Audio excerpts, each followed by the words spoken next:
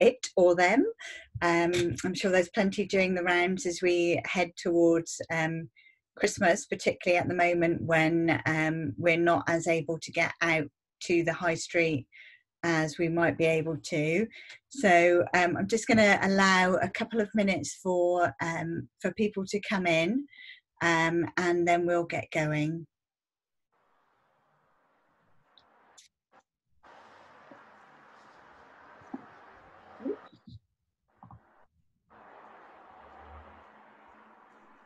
So hi everyone, I can see some people raising their hands already. So we've got our Q&A window is running. So if you've got questions, please do pop them in there. My colleague Chris is monitoring that for me. There's going to be plenty of opportunity for questions later. So yeah, if everyone can, yeah, just bear with us, and we'll go through some housekeeping at the start of the webinar, and then we'll kick off. But we've got a really amazing panel for you today, and I'm fairly confident there's not many questions that they can't answer. So I'll just wait another couple of minutes because I can see the number of participants is still going up. As soon as that levels off, we'll get going.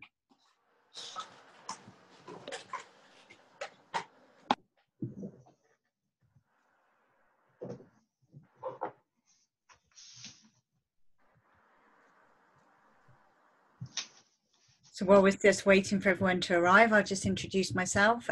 My name is Sarah, and I am the marketing manager for free services at AbilityNet. This is great to be welcoming you all today. Our role in free services is to support older and disabled people through tech, which is why we're hosting this webinar today. And also, as I said, I'm very mindful that people who may previously not have been engaging with commercial sites or buying online might be doing so more at this time when we're less able to get to the high street. So we just really want to make sure we can give out a few safety tips and make sure that everybody has a good, safe Christmas. I think that's never been more important that at this strange time that we're living through. So the numbers are stabilising now. So I will kick off the webinar and we'll move on. So as I said, we've got some great panelists today from GetSafeOnline, Tape 5, Age UK, Which and FriendsAgainstScams, and there'll be an opportunity to meet them all very soon. So just a little bit of housekeeping. This is what we'll be doing today. A welcome from me. I've just briefly introduced AbilityNet and some of the services that we can offer. We'll meet our amazing team of panelists. We'll have a discussion of some of the key areas around scams, what to look out for, and our panelists will be sharing some tips with you all. And then, you know, there's an opportunity for FAQ, and there's lots of links and things that are embedded in the slides for people to view at their leisure afterwards. You'll receive an email and a link to the website. So don't worry if we're skipping through some of the information, because you'll get a link to view some of that afterwards, and a recording. So you can see some captions coming up at the bottom of the screen here. They're not perfect, but they're okay, hopefully, for people to be able to follow along. They're being provided by the tool within PowerPoint. As I say, after the webinar, slides, a transcript and a recording will all be made available on our website, and you'll receive a link after that. Please do pop any questions you have in the Q&A window, and Chris is poised and keeping an eye on those. We've disabled the chat window just because it's easier for us to keep an eye on one thing, and there are also some accessibility issues in that the chat window reads out everything in there if somebody's using a screen reader. And please do give us any feedback after the webinar. We're always keen to make improvements for the next one. So just moving on to a brief introduction to us. Our mission is a digital world accessible to all. And as I said, we have a role in supporting people at home, at work, and in education. We have a network of over 300 trusted and friendly, I should point out, DBS check volunteers. Normally they would be providing support at home, but we very quickly adapted the service so that you can access us via our free helpline, and they'll be able to provide telephone support. And we've also been doing a great job in terms of like providing remote support as well.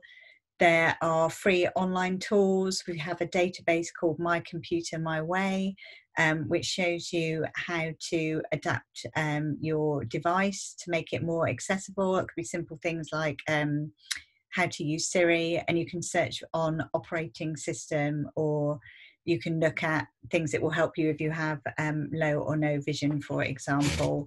And we also have a range of free fact sheets. So in terms of making a difference, we know that support is really helping people. And it's not just about being better able to use technology. 80% of people are able to do that thanks to support.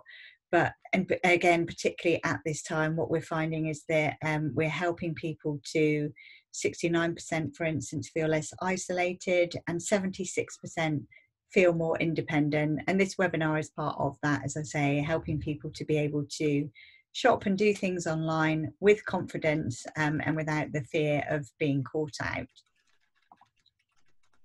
So I will just launch our first poll because I'm keen to hear from the people that we've got in the room.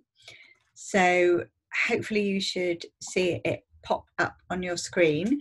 So the question that we're asking you is, have you ever been a victim of an online scam? So it's a simple yes or no. So I'll just allow a few seconds, about 30, 40 seconds for everyone to be able to put something there.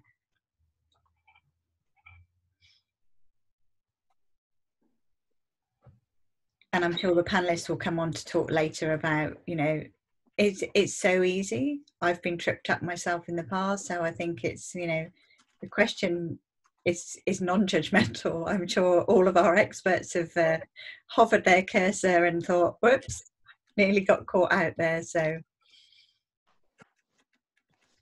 great. So I think we're stabilizing now. So I'll just end the poll and share it. So if I share the results, we can see that 31% of people have said yes and 69% have said no.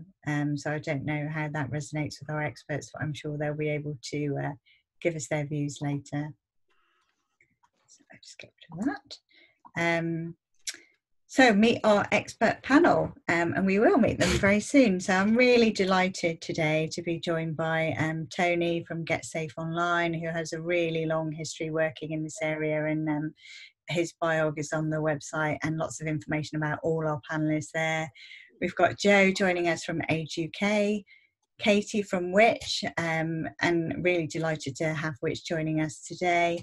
Sarah from Take 5, who's I know has got lots of really brilliant easy tips to follow, and Adam, I'm not sure we'll have time for all of your 12 scams of Christmas, but I know you've got lots of really easy accessible tips for people who to make sure that they don't get caught out. And I'm joined by Chris and Alex from AbilityNet, and Alex is our frontline support on the helpline, so if you call it, you're very likely to speak to him, and he's a friendly too. So moving on.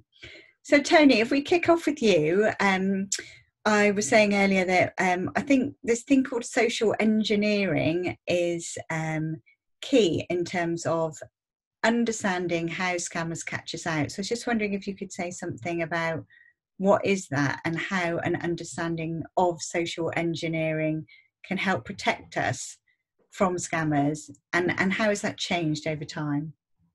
Yeah, certainly. I think it frightens a lot of people when they hear the word social engineering. They think it's quite technical. Actually, it's just somebody trying to get you to do something that you wouldn't normally do. Now, this is normally a criminal trying to get information, financial information, maybe passwords, maybe getting you to buy something online. And being online now, I think is fantastic. Let me just say from the very beginning, I'm passionate about the internet, but I'm even more passionate about people being secure. And every day we see millions of successful interactions and transactions every single day. But there's horror stories. And unfortunately, this hosted panel is going to be here to talk about the bad news stories. But let's remember how good it is, especially in lockdown. So social engineering is there. It's been with us for an awful long time. I was a serving police officer working with online serious and organized crime, and social engineering was working then. So it's just understanding what that is and not falling foul from it. It's about seeing adverts on maybe social media platforms, and you fall foul for it. Maybe somebody phoning you up. Seems to be a big problem at the moment. Somebody phoning up saying that they're from a particular organisation, might be a government organisation, even the police. And what you've got to do is put the phone down politely and check with that organisation separately. So social engineering is there. It's trying to scam us. It's trying to get you to do things that you normally wouldn't do. And I think your point, Tony, about, you know, how technology is so amazing is a really valid one. And in a way, this social engineering point is no different from somebody who used to maybe knock on your door and say, oh, you've got a couple of dodgy roof tiles up there. They're just using the tools that are available to them. And so we mustn't get hung up on technology being a bad thing. It's the people that are abusing it who are the problem. No, I think people are scared of technology. And, you know, I talk to lots of grandparents and lots of parents, and they say, oh, my children are much cleverer on the internet than I am. Well, they may be cleverer on the technology, but they're not cleverer about life. And you, as a person that maybe have lived a lot longer than those children, know when there's something not right. And there's an old saying which really, really comes home when it comes to this. If something sounds too good to be true, it probably is. So bear that in mind when it comes to social engineering. Don't automatically do it. I mean, you're going to have Sarah from Take 5 who's going to say, Take 5. You know, have a little gap in between listening to something. Nothing is that urgent that you get on the internet. You can't take a step back, make a cup of tea, and then think about what you do. And the ability, first of all, to speak to other people, maybe friends, relatives, to find out what they think about the particular issue that's come through, or the internet itself. The internet is a fantastic place to find out information. So when someone comes through and says and gives you something or suggests something, do some research on it. You know, it never ceases to amaze me when people say, oh, I've won the lottery. And I say to them, did you do the lottery? Well, no.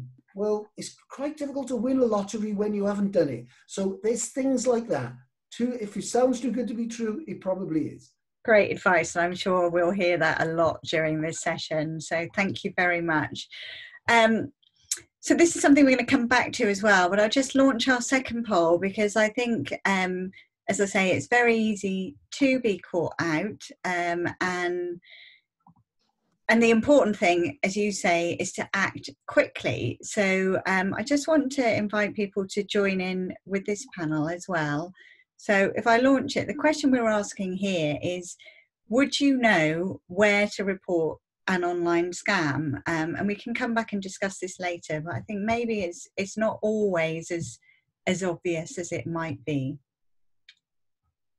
So again, I just allow a little bit of time here.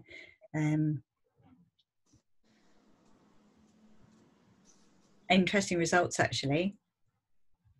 I'll share them in a minute, but yeah, just a few people still voting on this one. I can see 84% of people have voted, so I'll just allow a little bit longer for people to join in if they wish to. Okay, so I'm going to end the poll there and share the results.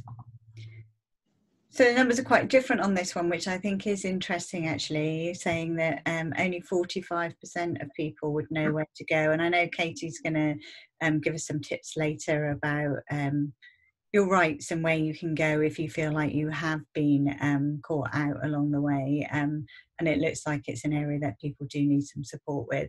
And as I say, at the end of the PowerPoint, which you can come back to later, links to support from ourselves and from all the people who've kindly joined the panel as well. So there's lots of help there. Great. So moving on. So this is for everyone. Please don't all speak at once. I'm sure we'll all be able to chip in with this one, but be good to just build on what Tony's been talking about. You know, the social engineering runs through the heart of all these scams.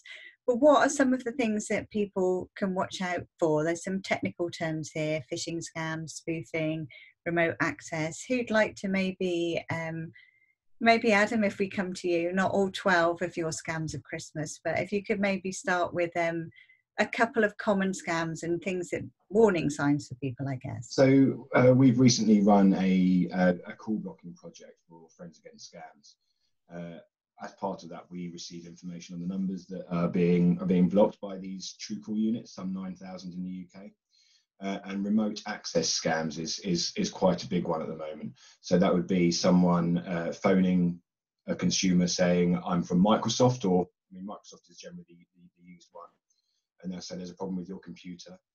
And what they'll do is they'll convince you to allow that person on the other end of the phone, someone you don't know, never heard of, never spoken to before, to access your computer. And whilst they're in your computer, they'll try and gain important financial and personal information.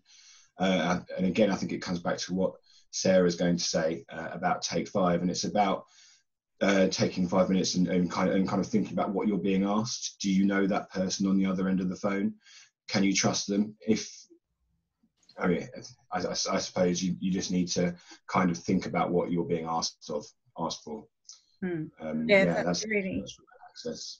Great example. And Katie, I know you were talking earlier, and this is one that I have hold my hand up to being caught out by, but it's these adverts that pop up on Facebook and all kinds of places that are offering us really amazing things for not much money at all. You said you've seen a rise in those types of scams. Maybe you'd like to tell us a little bit about that. Yeah, sure, Sarah, thank you. So we've seen quite a rise in people being caught out by ads that are used by scammers. So, you know, it's important to remember that just because you see an advert either on Facebook or another social media platform, or even on Google, that you think carefully about it. So just because it's on there doesn't necessarily mean that it's always 100% bona fide. Scammers can impersonate real legitimate businesses and post ads. In fact, it's actually quite easy for them to do so. We're doing some work with social media companies and with Google to try and convince them of the need to verify their advertisers better so that consumers don't get caught out. But for example, at which we've written quite extensively about this recently, we've seen scammers impersonate some banks, specifically the Revolut bank, and post ads off, you know, identifying their customer services number. So an ad that will say Revolut customer services. So you go onto Google, type in Revolut customer services, the ad pops up, and you think then that you're calling the number of that bank.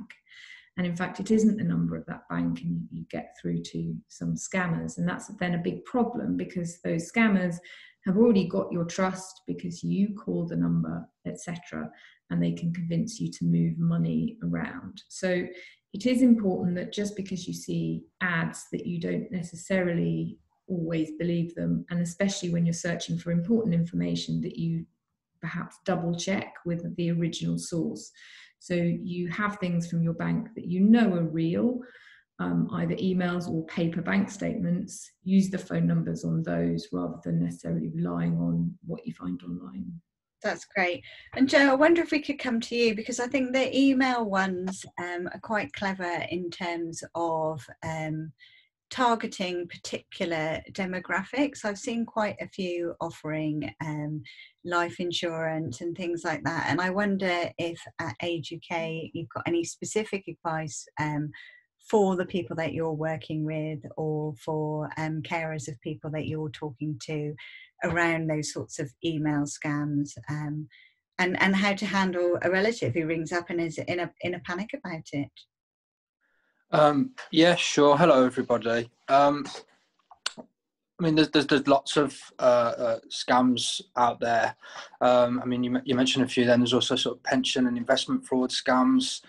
A lot of romance fraud is happening at the moment, where people may be approached generally on email and can start to try and develop a relationship with somebody, and then that generally leads to someone making a request for some sort of financial payment. It may be falsely to help their friend or their family or themselves to do something, and playing on the vulnerabilities of people sometimes. Sometimes people may be isolated or quite lonely, and then trying to build a relationship with somebody, and over time scamming them out of money. That can obviously result in the financial hit, which is awful, but then also the emotional and the mental difficulties that people might face after that. And what we've found through some of the work that we've done is that sometimes people can not report that because they may feel that they've been duped, or a bit ashamed of that. Obviously, that's not right. I mean, people should feel confident in reporting things. We would always say, wherever possible, as others have said, just take some time to check through what's actually happening. I mean, I get emails all the time from scammers, and they look really, really genuine. And unless you start to look into it a little bit, sometimes if you get an email, you can click on the actual email address itself, and it might look realistic, but when you click on it, you'll see that it's actually false when the details come up. But also just read what's actually in the email, because often the language in there, it won't be proper English, and if it was coming from a reputable organisation, you'd expect them to be able to write grammatically correct. So just take some time to think through what's actually happening.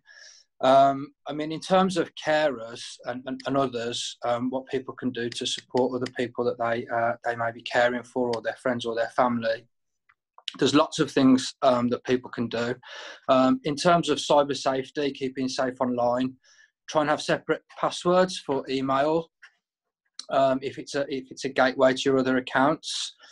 So if someone gets access to one of your passwords, unfortunately, you might then be able to stop them getting access to other things as well. Try and keep your passwords as secure as possible, and make them quite difficult to work out. Some people can search online for information about you, and if it's your surname or your pet's name that you use as your password, they might be able to guess that. But if it's something that's quite complicated, that it may be a bit more difficult. In terms of phone scams, there's the telephone preference service, which is free. It allows you to opt out of any unsolicited live telesales calls. There's information on how you can do that. As Sarah said, we've got lots of links at the end of the presentation. So that's definitely something that you can do. And that just allows you to block off a certain amount of people that might be trying to contact you anyway. And you can also talk to your home phone provider to see what privacy service that they might offer, and they might also offer call blocking services as well. Again, that's just to stop a lot of the calls that come through. If you have a mobile, you can use the settings on your phone to block unwanted numbers. Again, we've got information on how you can do that within some of the links that we've provided at the end. That's all on the Age UK website. And there's also blocking products that you can buy. I think someone earlier on mentioned that, again, set your phone up to allow the calls to be stopped at source. Right. That's brilliant. Thank you. And I think we'll come back to talking about some more of these tips, but I really like your one, which is a warning sign for me. It's amazing how many of these scammers can't actually spell. That's always a warning sign, I think, for me. So, Sarah, I think I've put this later, but I think lots of people have mentioned your tips. So I think we'll get you in here to talk about Take 5 and that very simple piece of advice. Tell us what that's all about and how it can help people. Yeah, so Take 5 has really evolved from the people that join this webinar.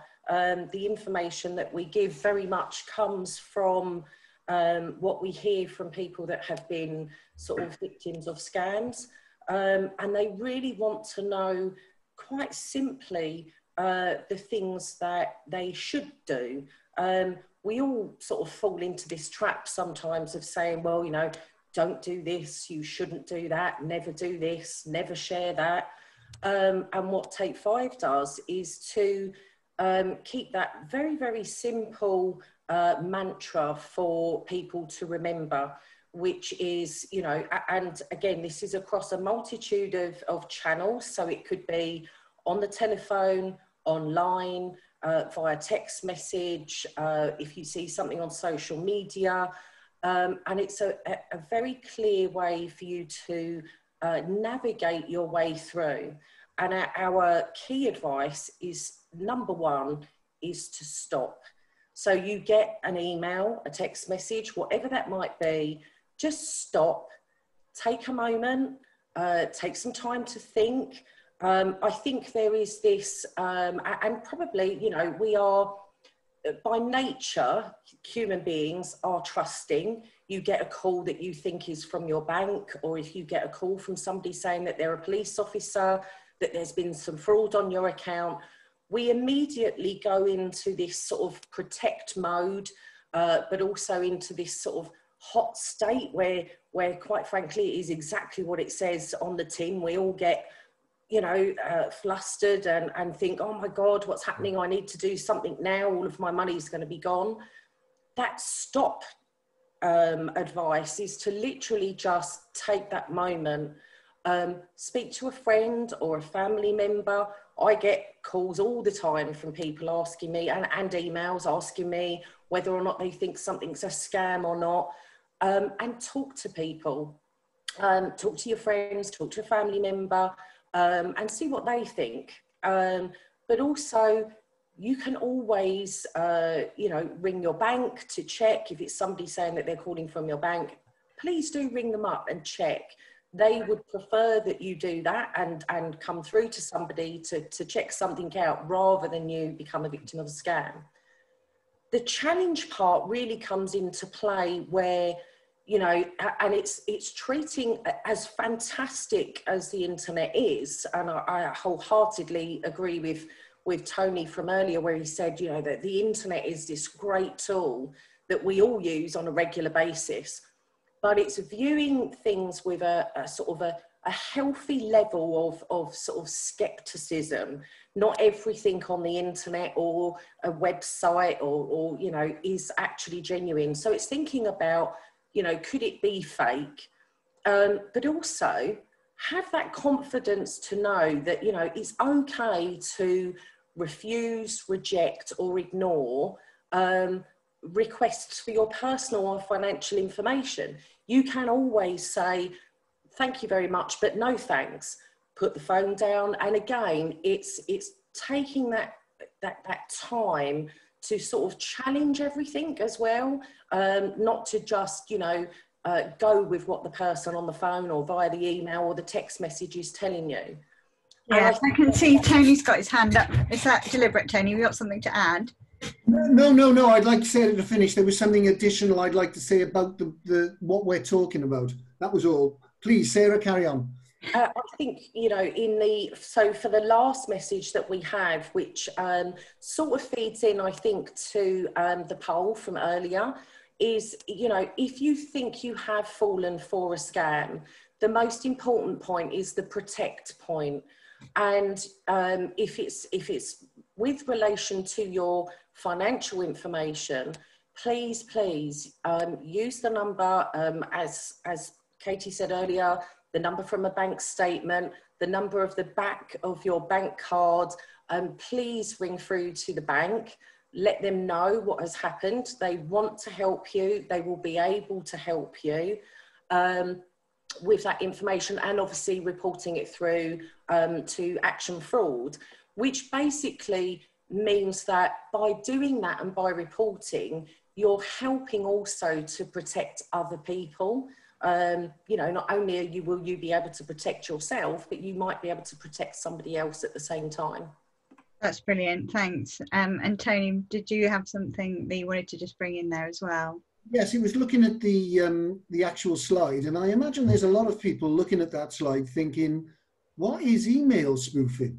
because we haven't really explained what that is. And it's quite scary, really, because some people, you can get tools that can duplicate or copy somebody's email. So my email is Tony@GetSafeOnline. If you've got the tools, you can copy that and send that out. So when you receive something, it might say it's from Tony@GetSafeOnline, and it isn't. So that's what the spoofing part is. Most people hopefully will know what phishing is, but for those who don't, it's somebody who's phishing for your information. It's a phishing email trying to get something, and it's something that's now in common parlor. We should all know. It's a bit like burglary or theft or assault. It is now, everyone should know what phishing is.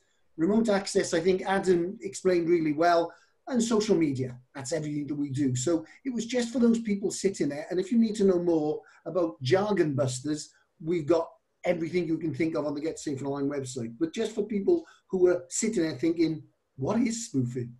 That's it. Great. And the one we haven't covered, which I'll just very briefly, because I want to move on from here, is the quizzes. We had a quick chat with the panel earlier, and I think it's that thing that, you know, something as innocent as what was #1 in the year that you were born, as Joe was saying about, you know, the common passwords that we tend to default to, or security information. Often year of birth is one of those questions that we get asked by our banks and things.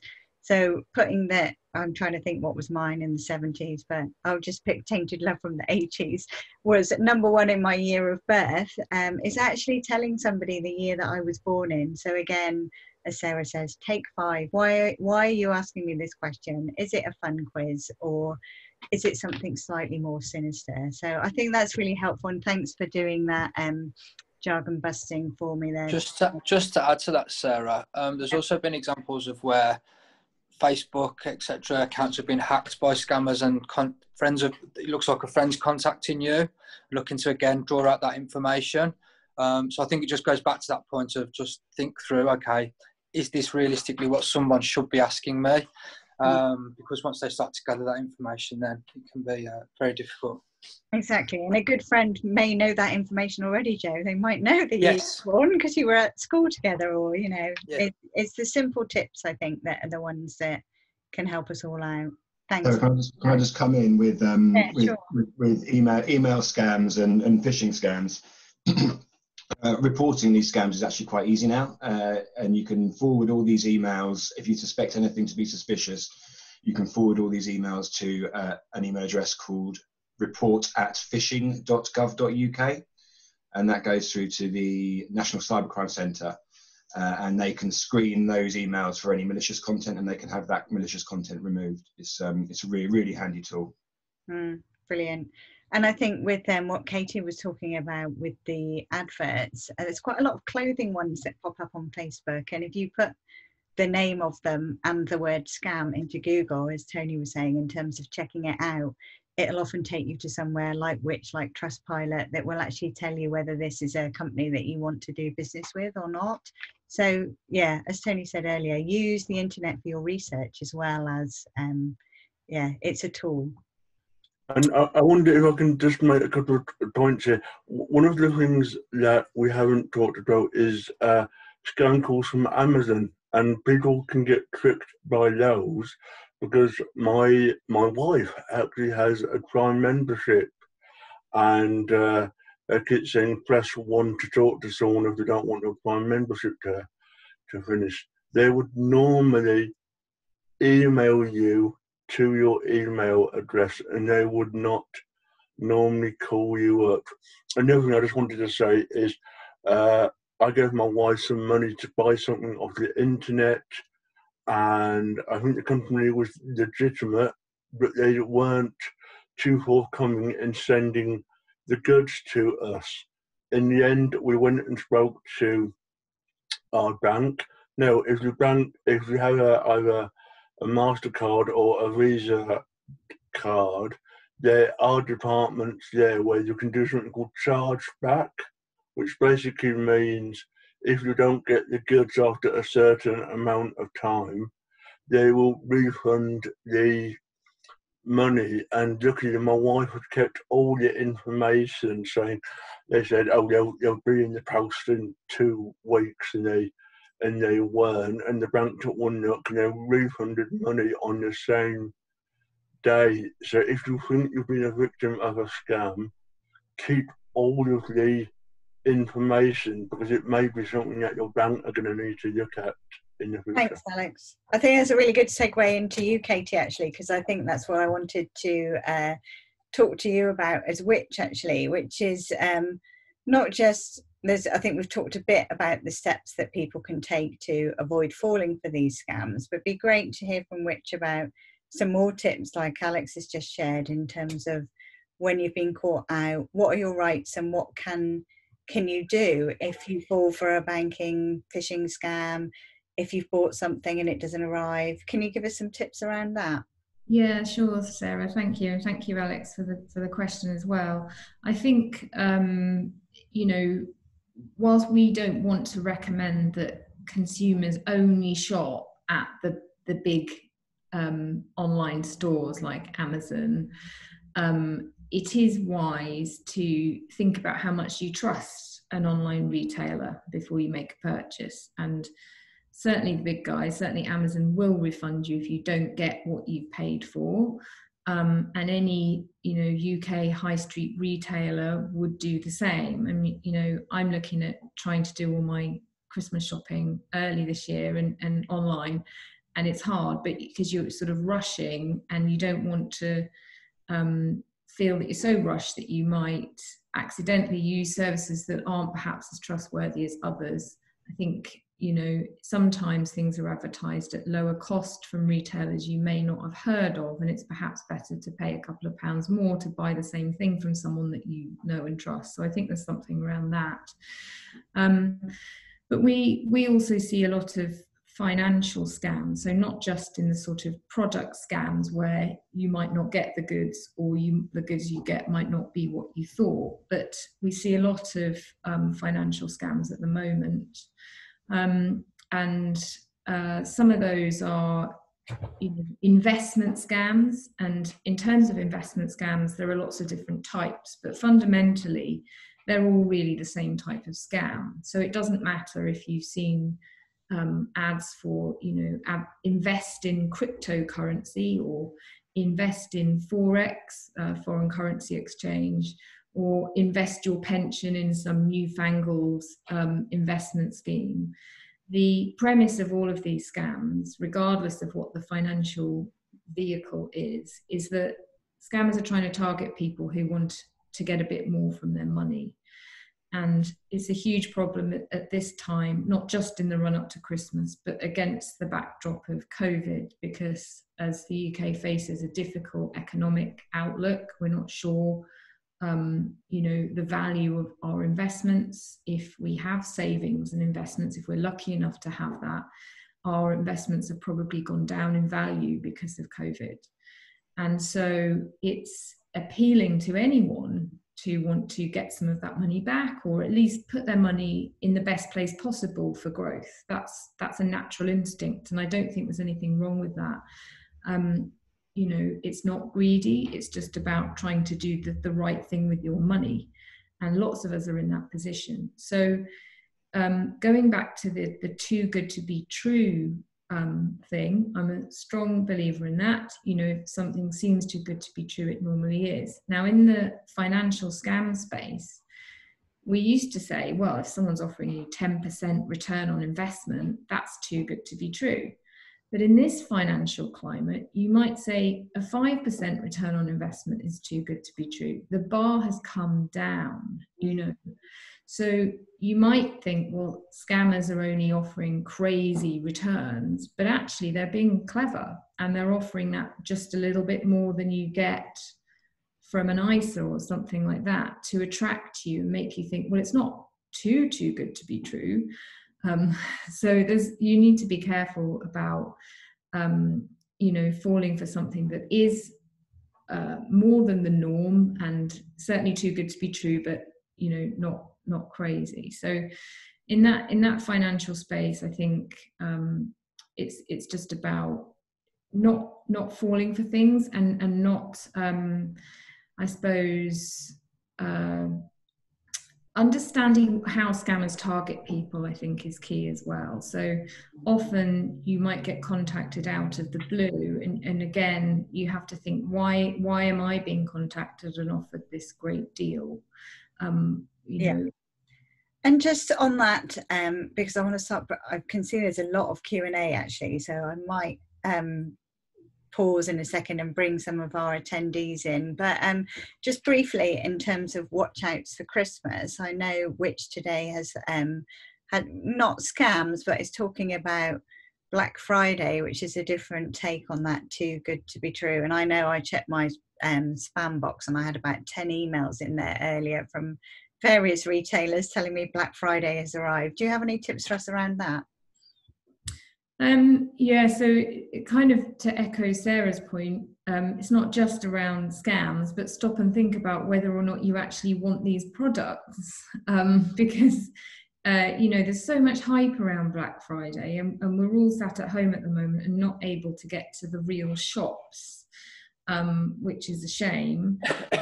So it seems like a good thing to do, to go online and have a little splurge if it's good value. But I think with anything, it's just a case of think about, do you actually want these products? And especially, you know, in the run up to Christmas, we'll need to sort of be watching what we're buying a little bit more carefully. Great.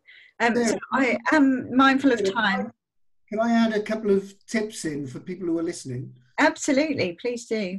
If you're going to buy online, and we all are, a couple of things that I would certainly suggest. First of all, use the internet to check the shop that you're using. Ask them a question about what you're buying. If they don't come back to you with when you want to buy something, they're certainly not going to come back to you when you've got a problem. Use a credit card because you've got extra security if you spend over £100. But maybe take out a credit card that's got a very small amount of money on it. So use a separate card that may only have £100, £200 on it. So if something does happen, then you know that you're going to be okay, and that all you potentially could lose is that small amount that's on your credit card. Some really simple things that you can do, but again, use the internet to do your research before you buy it. That's fantastic. And Chris, are you there? Because I do want to make sure we've got enough time for some of the Q&A that are coming through. Yeah. I think we can come back to some of the more formal points if we have time at the end. But this feels like, you know, I can see lots of questions coming in. Is there a theme, or is there one in particular that you'd like to pick out there? Yeah, I think it was the first question actually that came up, and this is a really good one from Stephen Senior. How do you define a victim? I think that's a really good question, because you know, there's different ways to talk about victim. I don't know, perhaps Adam, that's a good one for yourself, as I'm sure you come across people on that side. So at the National Training Standards Scams team, we identify victims through getting hold of victim lists, or what the criminals call them, suckers lists. I suppose we would identify a victim as someone who has actually lost money to a scam. That's how we would identify a victim. A chronic victim would be someone who's lost over £1,000 to a scam for us. So yeah, it's someone who has responded or has fallen for a scam for us. Great. And I wonder, actually, Joe, if you'd like to come in there, because you mentioned this briefly earlier, that the sort of stigma and maybe Sarah and Joe to talk about, that's the thing that stops people coming forward, I think, not wanting to be labelled as a victim. What would you say to people who have got those kind of emotional concerns? Maybe start with you, Joe, and then bring Sarah in afterwards. Yeah, sure. I mean, it's really unfortunate if people do feel like that, but there is absolutely no shame in it. It happens to absolutely everybody. I know I've been targeted. I know others have said that they have. The only way really to try and stop it happening to yourself again and others is to try and report it. I mean, but it might not even be reporting it to people like Action Forward straight away, but speak to somebody else if you think that something's a little bit unusual, or if you feel a little bit uncomfortable. We were talking about carers earlier on. If there's any carers on the session, if you feel a bit uncomfortable for the person you care for, speak to somebody else about it if there's anything that you think might be unusual. It might be that there's more phone calls coming through or more posts coming through the door, because a lot of the time scammers can try and overwhelm people with lots and lots of phone calls, lots and lots of posts, lots and lots of emails. And it might be an increase because once people start to reply, the scammers think that they've sort of got you then, and they'll continue to bombard you with things until you respond. So anything unusual, just try and report it. Obviously, others have said report to Action Fraud, which is obviously the organisation set up to investigate fraud. We've got information on that again at the end of the session in our resources. Also, speak to your banks if you think that there's anything unusual. I think others have said this. If someone phones you up and it sounds unusual, you can always put the phone down and then actually phone your official bank through the telephone numbers that you have. Banks will never ask you for PIN numbers and things like that. So again, try and spot the signs where something a little bit unusual is happening. Great. Sarah, did you have anything to add there? Yeah, I think, just to go back on the point that's already been made, please don't feel embarrassed about falling for a scam. It can happen to anybody. Even some of the savviest people that I know have sort of fallen for some of these scams. So please don't be embarrassed about it. If there's one thing I can say to make people, feel better, is to say these scammers are incredibly sophisticated. Some of the scams they do, and they are very good at what they do.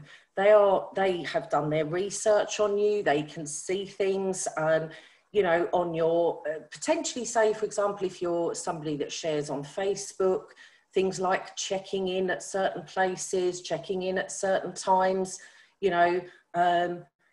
when you put on there that you've checked in, say, for example, at the gym, they now know which gym you go to. All that sort of information, it's just about taking a little bit of care as to how much information we actually share about ourselves, and to take the point of sort of somebody else is, just remember that once you've put something on the internet, it is there for the world to see. You may think, obviously if you're putting things on your social channels, etc., that's just with your friends and family, but it's actually, once you put stuff on the internet, it's there for a long time and it's there for other people to see. And that could unintentionally be, obviously, the criminals that are looking to do their bit of research on you, and finding out all your sort of information. So if you get that call out of the blue, if you get that sort of, that text message that maybe knows a little bit of information about you, that's potentially something that they've just researched and that they've found. So just a little bit of healthy, care being taken about how much information we sort of share across the board. And with all of these things, is having the protections in place, because obviously there are also things which we all know about that happen in terms of data breaches. And as an example, they can also be used by the fraudsters and are regularly used. Companies going into administration are used as ploys to, get you to talk about things and share information. So it's just a healthy level of be careful about what you share online and making sure that obviously you're actually speaking to the right person. And I guess I just wanted to bring Tony in there, because I think you're right that they are very sophisticated and they use all those things. But Tony, you were talking earlier about the kind of like email spoofing and the phishing scams. I think the flip side of that, in terms of maybe feeling like a victim, is that none of this is personal. Those emails go out to literally millions of people, so it isn't personal. So in terms of feeling targeted, I don't know if that resonates, Tony, if there's anything else that you want to add there. It isn't personal, and as you say, millions of emails go out, and it could be an email in relation to NatWest Bank or Barclays Bank. Well, if you're a Lloyds customer, you're going to ignore it. But if they've hit the right person, but it can become personal if you respond to it. You know, and there's some horror stories out there. There was an old man that we spoke to up in North Wales, and he got done for £25,000.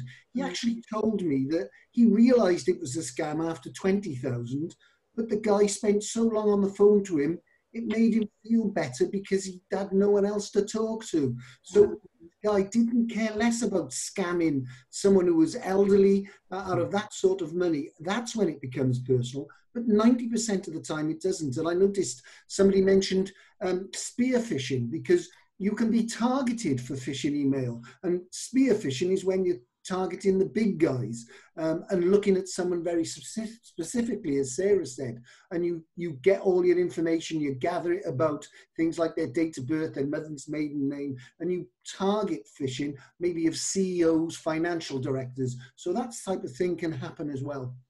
Great. And Chris, I'm really mindful of time. Is there another question that you can bring in here? I'm sorry we're not having enough time to go through the formal presentation, but really want to hear from people on the call. Yeah, I think PayPal's coming out that too. Obviously, a lot of people using PayPal. Christmas coming up, asking how safe PayPal is and what to watch out for on PayPal for things not looking safe. Katie, I wonder if that's one for you. Yeah, possibly. So I'm afraid I'm not completely up to speed on the exact terms and conditions from PayPal.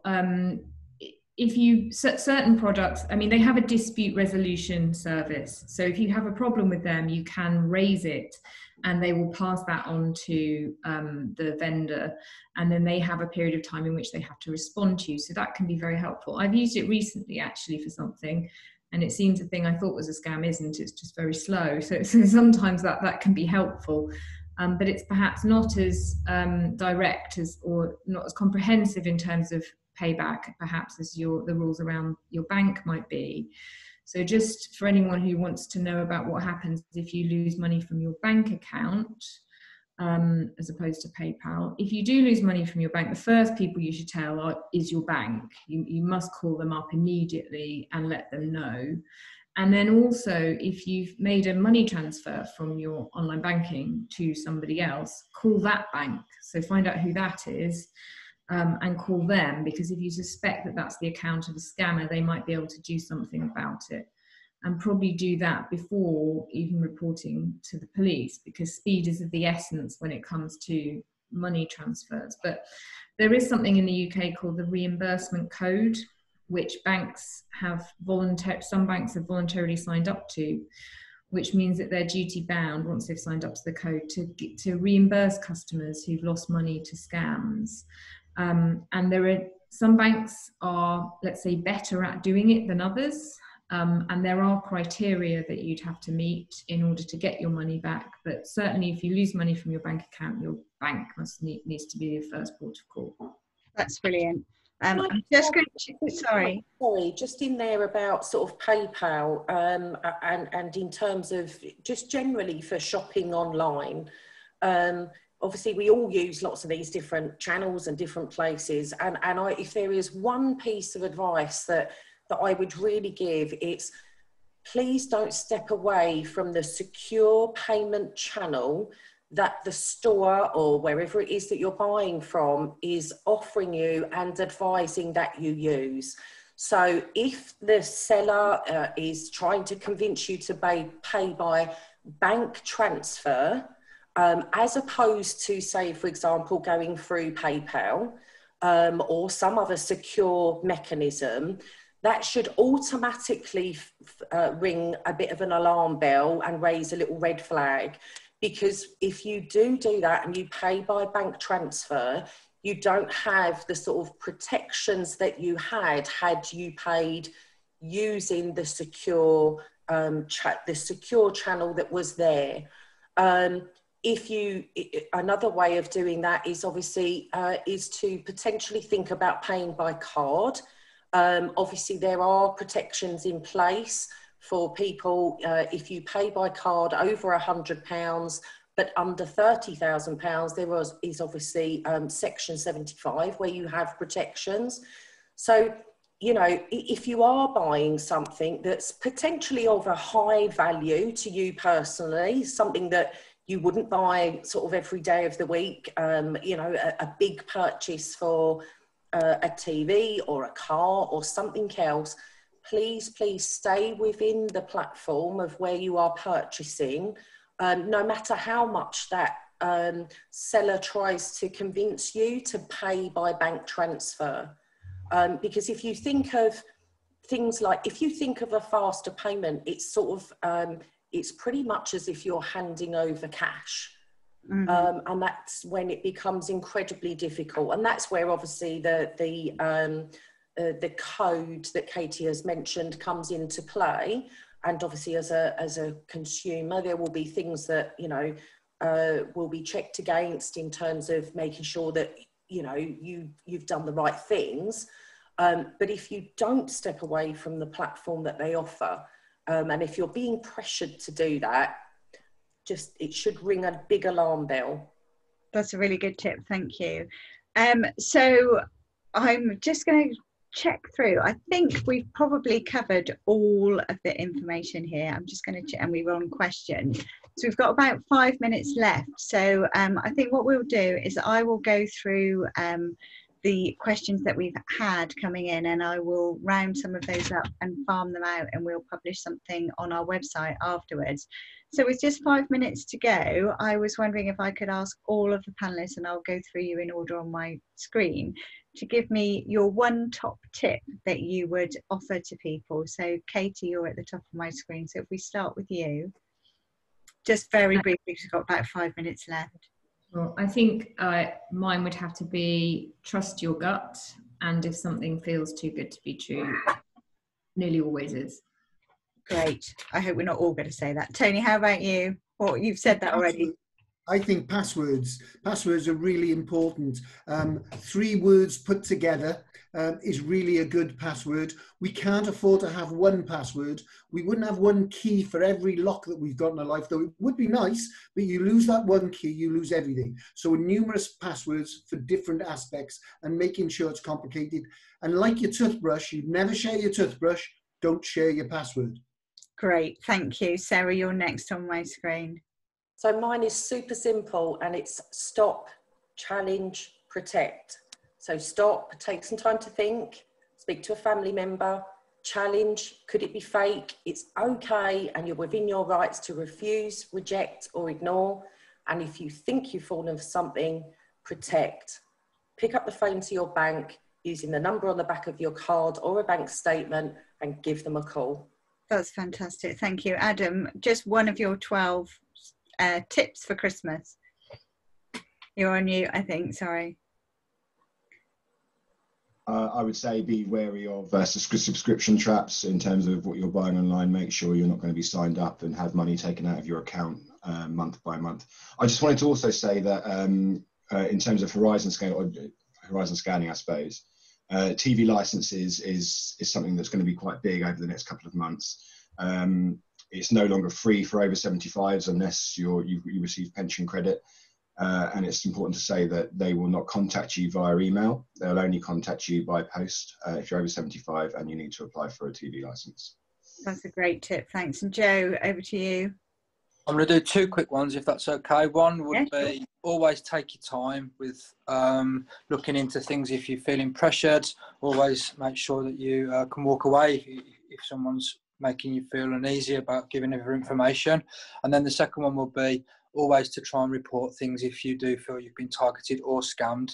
You don't have to have had money taken to make the report, but it's always helpful to report things if you think that someone is targeting you.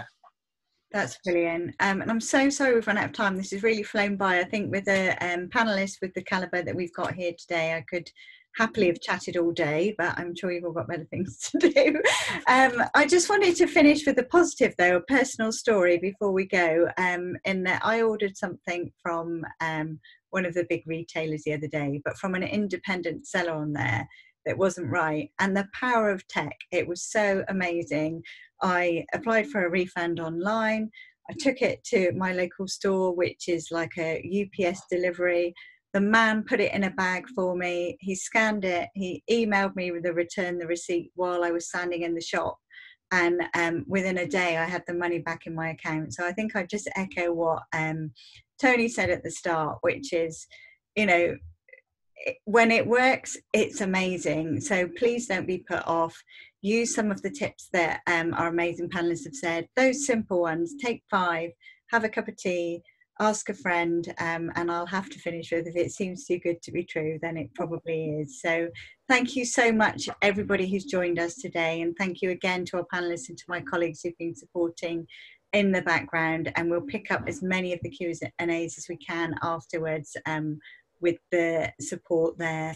And just briefly to flick through, as I said, there's loads of contacts here, links to ourselves, all the organisations, so lots to follow up on afterwards as well. So thanks ever so much, guys. Thank you. It's been helpful, and please do stay safe.